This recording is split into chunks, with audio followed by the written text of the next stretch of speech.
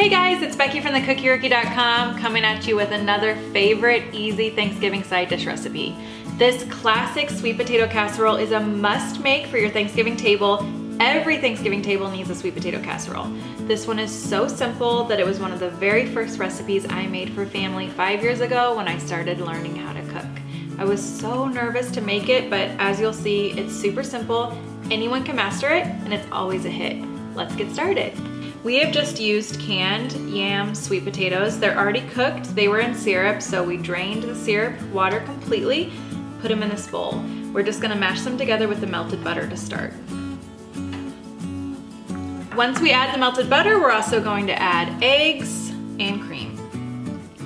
We're gonna melt it all together. We're also going to add sugar, salt, and a little bit of vanilla, just about a half teaspoon.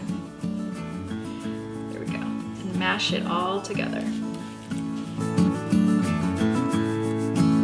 Since the eggs were already whisked, there's no messing this up. You just want to get everything nice and smooth and incorporated.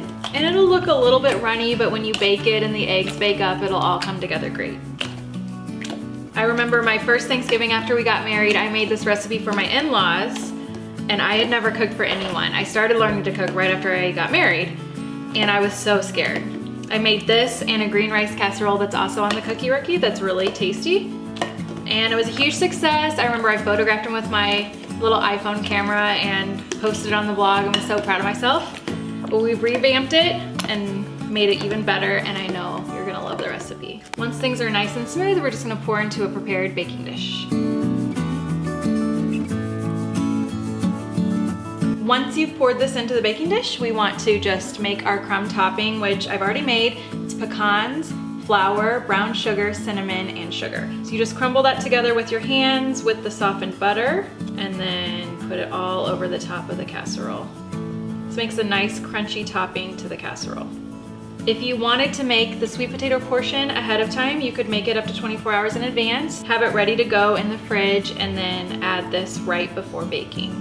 That would be a great way to save time on Thanksgiving Day. And then we're just going to top it with some extra pecans for some extra crunch. And I think it's really pretty with extra pecans. You could use honey roasted if you wanted. These are just plain unsalted pecans.